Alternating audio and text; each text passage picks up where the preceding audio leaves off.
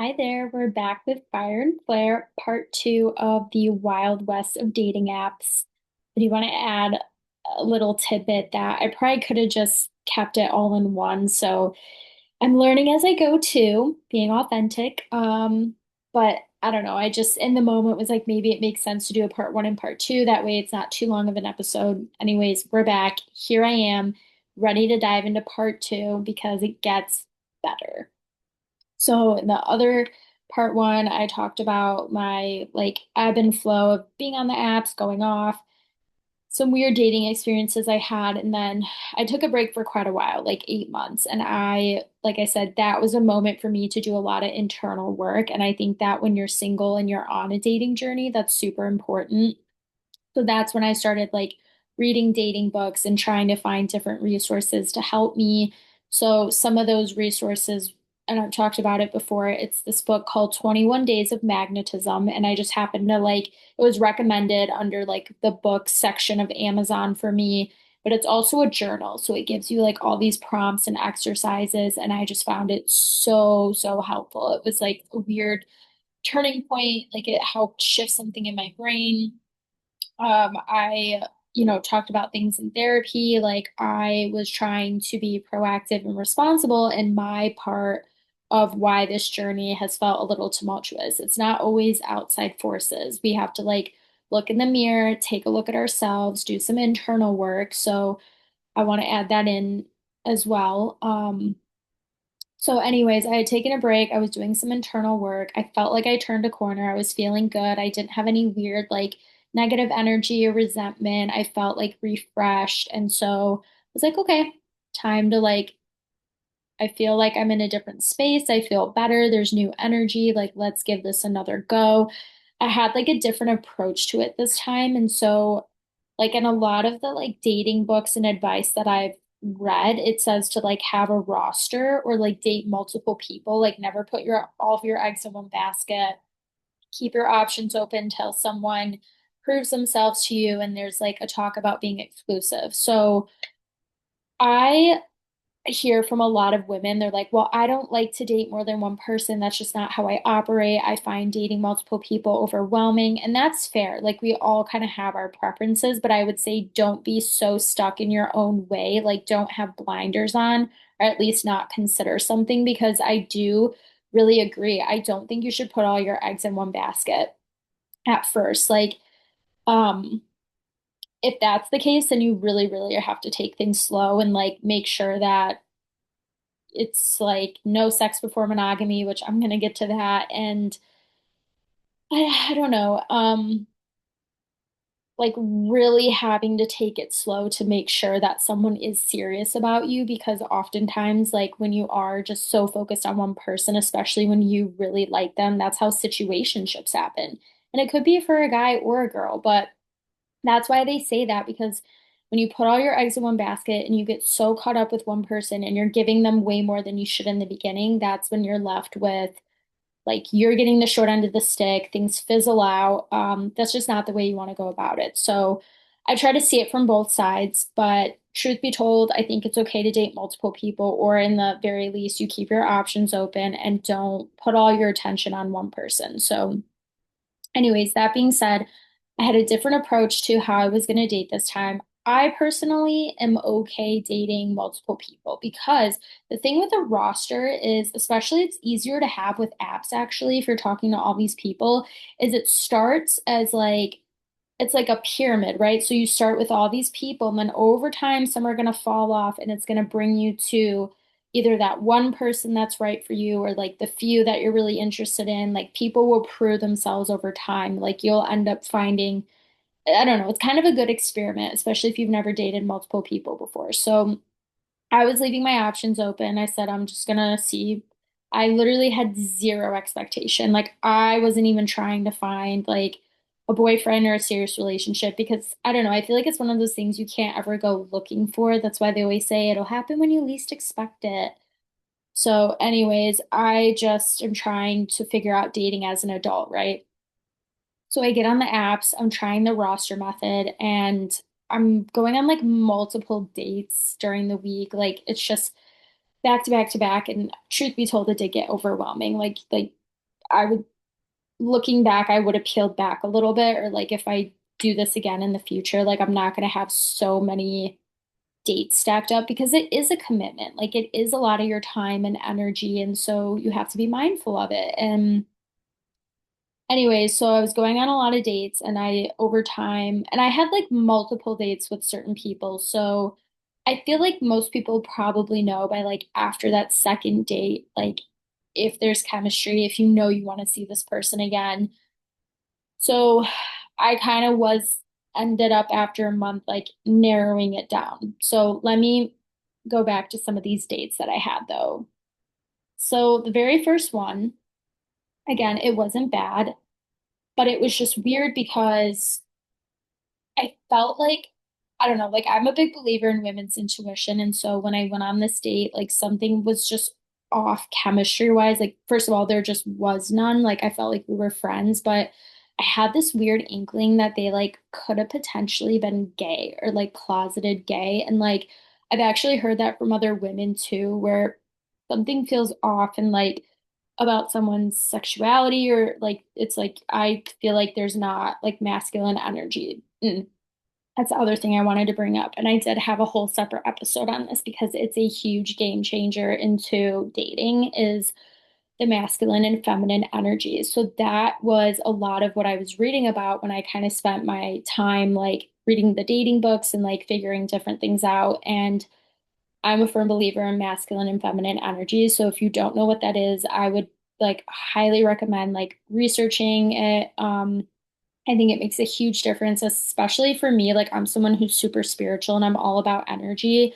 And so I didn't realize how much I needed to like go into my feminine energy, especially with dating, because you do end up having such a different experience. So, masculine and feminine energy. Basically, all I can say is like, as the woman, you're supposed to lean back as much as you can. And when you do this, it's also going to test the man. So you see how much effort they're actually putting in. Are they leading? Are they in their masculine energy? Like I said, it's just a game changer. Like, and that's what most women want. Like, we want to be courted. Like, that's natural. That's just how it's supposed to be. That's literally how it works in the animal kingdom. Like, it's interesting because it's actually opposite in humans, which like I don't get why, because it's like in the animal kingdom, the males are the ones who have the bright, pretty coat sometimes, especially with birds, or like the way they look on the outside is more visually appealing because they're supposed to be attracting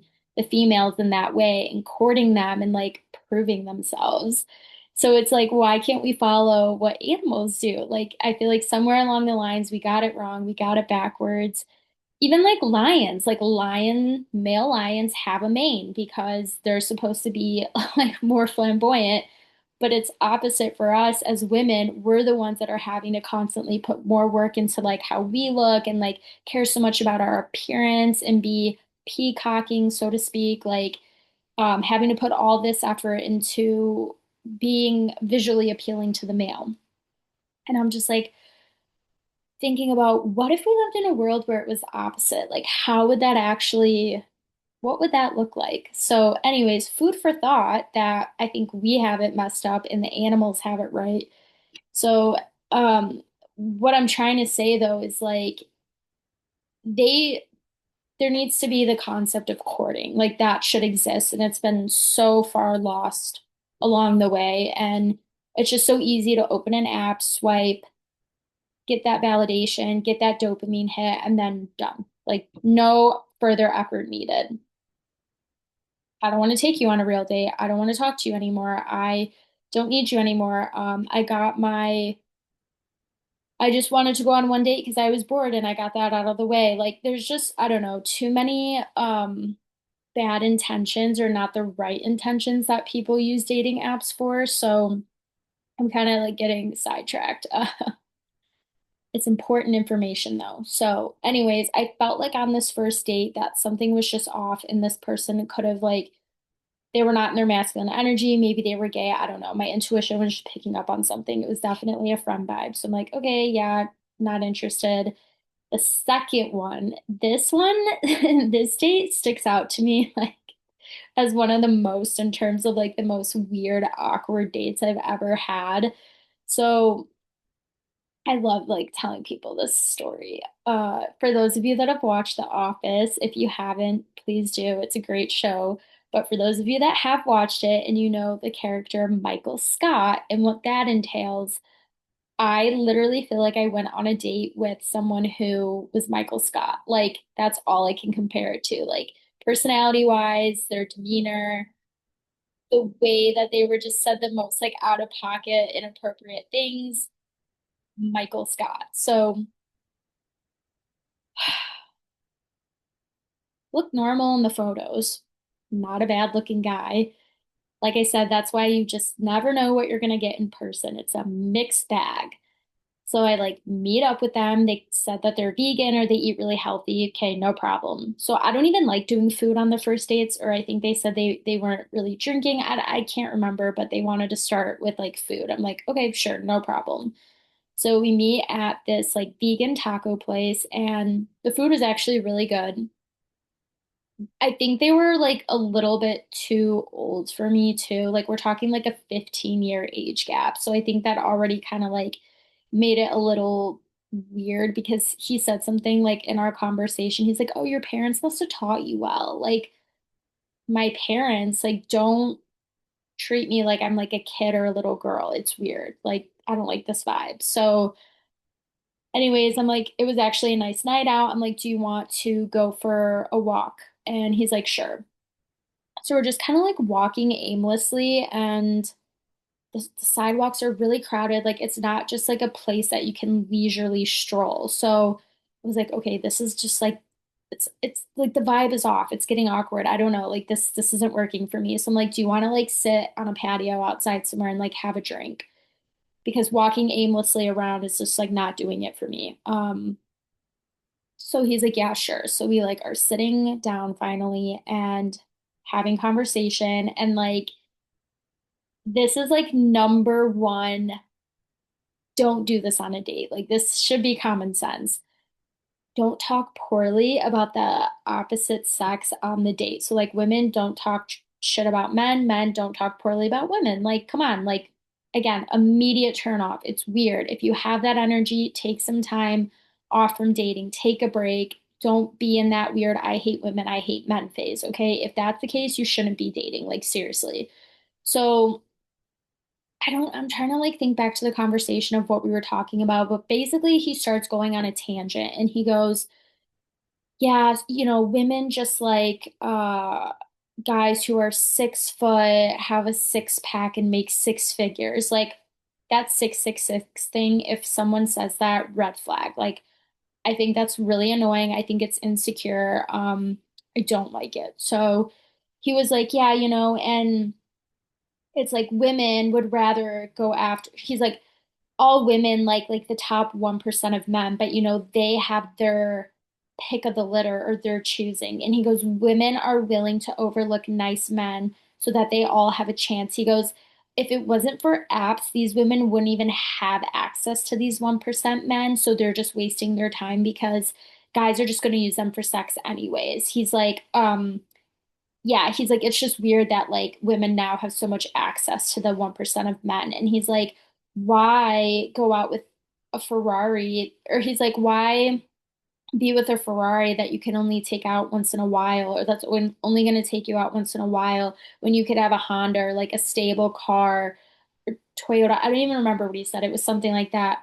A consistent, reliable car that you can depend on that'll take you out all the time. Like he was literally comparing men and women, I guess that would be men, I'm sorry, to cars and like the dating experiences, cars. Like it was just the most weird thing I've ever heard. I was like, I need to leave this date immediately. Like how do I make this like not awkward? So I at this point I'm like, oh God, like I need to just like I need to end this. This is not good. I am so uncomfortable. I can't believe he's actually saying these things. Like just straight up talking bad about women. And I literally was like, well, women also go through like weird things with dating too. I said it's like there's both experience hardships. It's not just men. He's like, yeah, you're right. I mean, I guess women get sent dick pics, but he's like, it's still way harder for men to date.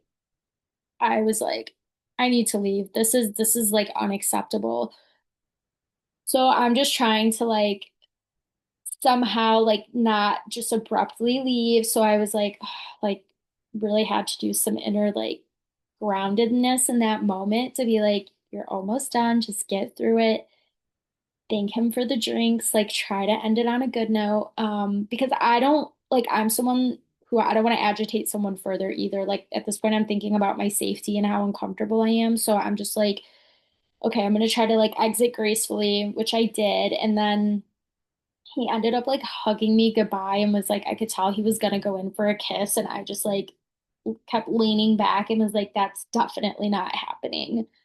But it was just so crazy to me for someone to openly being like talking so negatively about just kind of like women and like their experience with women. I mean, it sounds like they've gone through probably like their own trauma or like bad experiences. But again, it's like you keep that to yourself. You don't project that. You don't openly talk about it, especially on a first date.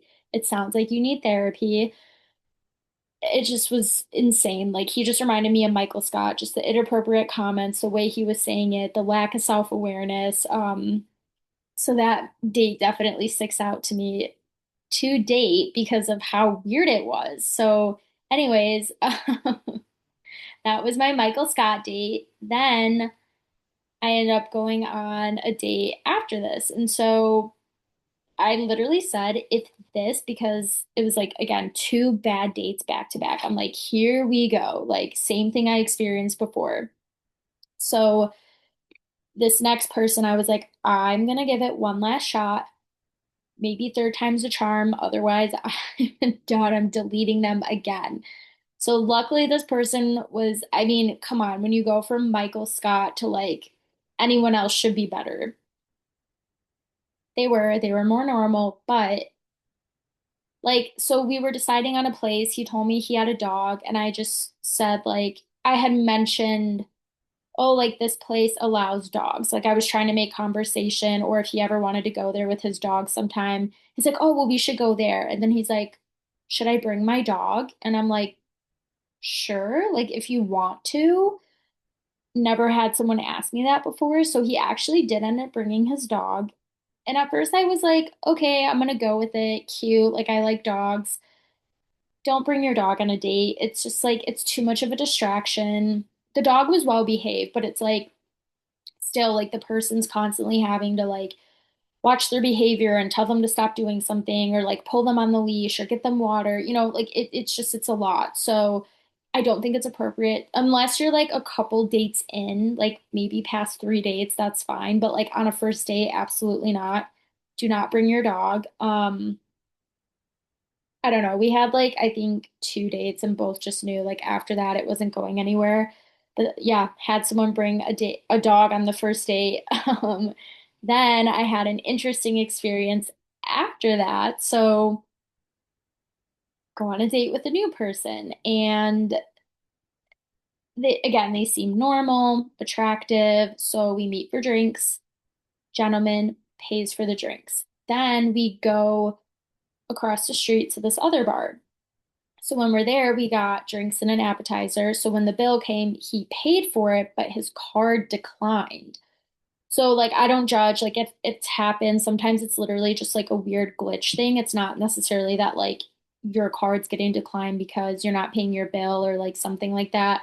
But I still just thought it was kind of odd. And so there was I can't remember the what we had to do, but he basically I had how did that work? We had to do some transaction on Venmo. Like I think that I ended up putting my card down, but then he Venmo'd me. And I was like, okay, this is like odd. Like you don't have another card you can use. The one card you have declined, and now we have to do a Venmo transaction on a first date. I was like, weird, but again, I'm not gonna judge. Maybe it was just a one-time thing. So we ended up having two more dates after that. And I kind of knew by like I didn't even want to go on the third date. It was more because I agreed to it. So by the time it rolled around, I was like, well, I'm not gonna cancel. Like I'm always a woman of my word. But so let me go back. So on our second date, we go mini golfing. So again, gentleman pays.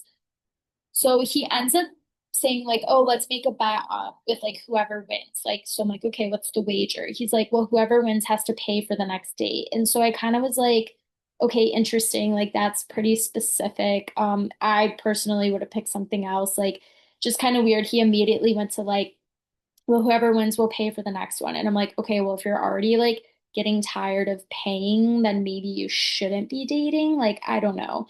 I'm just old fashioned. So, like, I believe in courting and like that sort of thing and not bringing money up so soon. I said, "Okay, fine." And I actually was so close to beating him and wanted to just to prove a point. But of course, I lost. So we end up having this third date. Again, I like am barely wanting to go on it.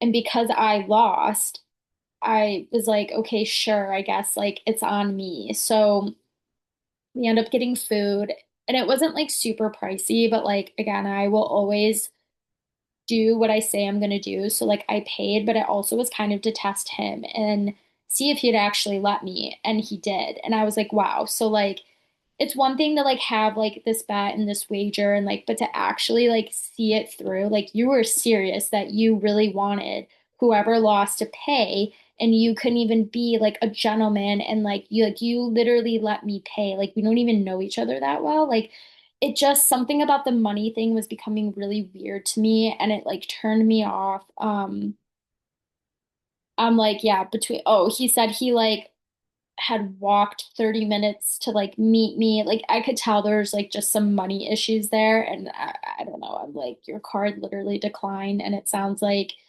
you're Mr. No Money Bags. And I don't like this isn't to come across as like, oh, I'm, going on dates or I'm dating men for their money. Like I don't agree with that. And that's actually a huge thing that men face with dating is like they don't want to be used for their money. And unfortunately, some women do that. And I'll be the first to like say, as a woman, I don't agree with it. I feel for men in that way. But it was just weird that like this money thing kept coming up, especially in the first couple dates. And it's just like, dude, maybe you shouldn't be dating then. Like, I don't know. It's just like it's awkward.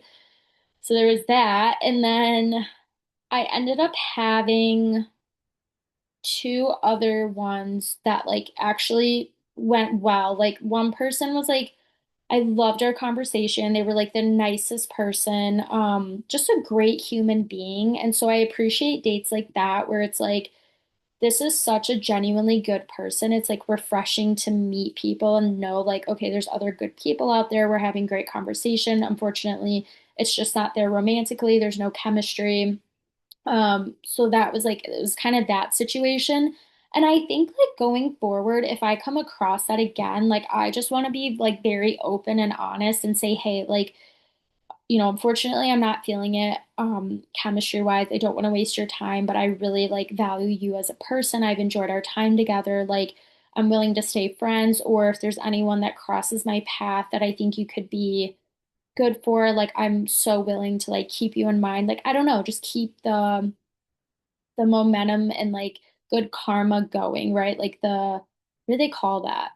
The flow of wealth. Like, even though maybe this is not a connection, if I ever came across someone that I thought could be good for you, like, I would want to keep you in my thoughts. I actually made a new friend recently who was telling me about that, where like she went on a date, didn't necessarily work out. They stayed friends. He referred a friend to her.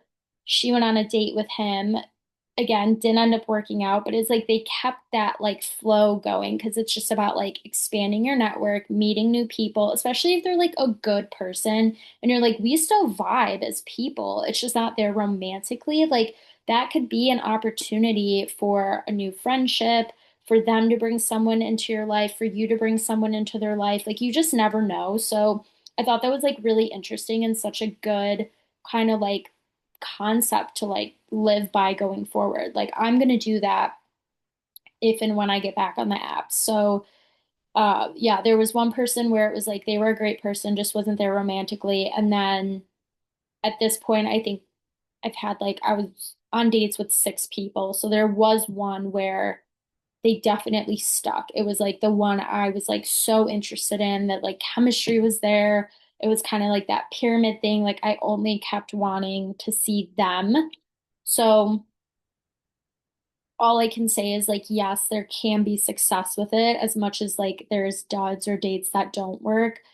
And so the short 6 month relationship that I've had in my time of being single was with someone from the apps. So I was genuinely surprised actually, because I just never thought that I could meet very quality people with the apps, and I hadn't up until that point. So it still didn't work out. I don't want to get into specifics just out of respect for them. And like, I do still keep some things in my life private. But again, it showed me like a different side. It opened up my mind, it opened up my perspective, because you really truly never know like who you could meet from the apps. As I've said, there's been a lot of success stories out there. So yeah, all that to say, it's just, I think what's been hard for me to accept, and maybe for other people too, is it's like you have to accept that it's just gonna be the Wild West. It's gonna be a mixed bag. Like you're really not gonna know until you're there in person. So needle in a haystack, but it's just hard when like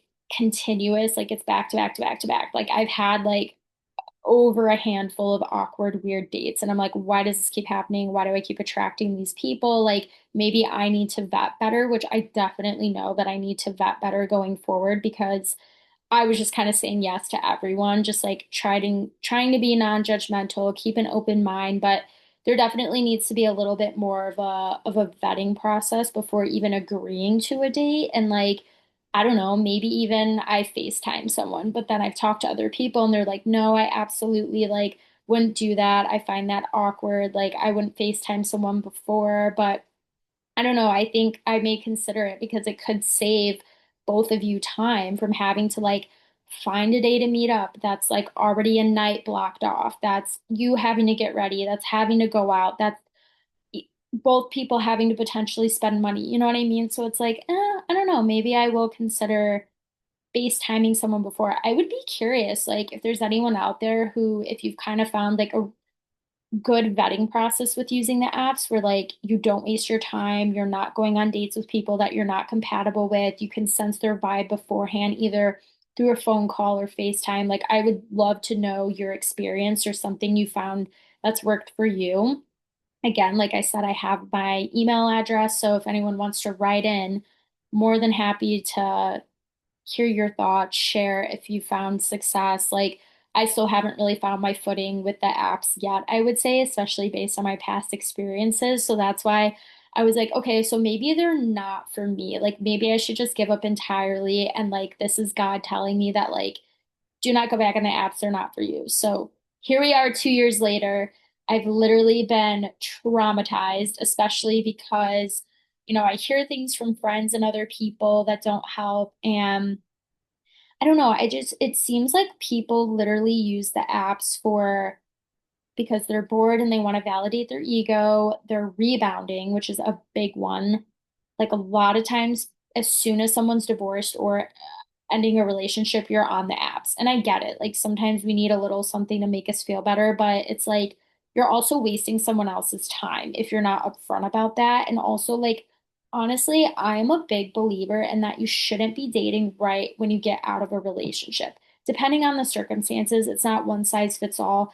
Generally, I think it's best to like take time for yourself, because it's like you need that, but you also like don't want to like bring baggage and like your own unhealed stuff with like other people either. So, anyways, yeah, I just feel like sometimes it's people, they just want sex, they just want validation, they're bored, they want a pen pal, they want to distract themselves because they're rebounding, who knows? But generally that kind of seems to be like a majority of the people on there, or like the experiences that I've heard from other people. So I don't know. I mean, honestly, realistically, I probably will try them again, because it is really hard to meet people. I think my life circumstances have also made it that way with working remotely too. But I've made a concerted effort to try to meet people outside of the app. Some things work, other things don't. I'm going to talk more about that in another episode. Like I have a separate one carved out about things I've done to try to meet people outside the apps because it is possible. And I think it should be used as another avenue if you don't want to solely just use the apps. Like I think the apps can be helpful at times, but um, oh my God, this is like I have to plug my laptop in. It's going to die. So yeah, we're right at 30 minutes. Like my computer's holding on for dear life and I am not in a position that I can plug it in. So yeah. But anyways, this was part two of some of my treacherous dating app stories. We've all been through it. I may, once I start get back on the apps, maybe I'll like have a follow-up segment if I'm still experiencing the same things. Not every single date has been terrible. Like I said, I do meet good people. There are some good stories, but I know like from talking with other people that it can be very challenging. So that being said, thanks again for tuning in. Can't wait until next time. See ya.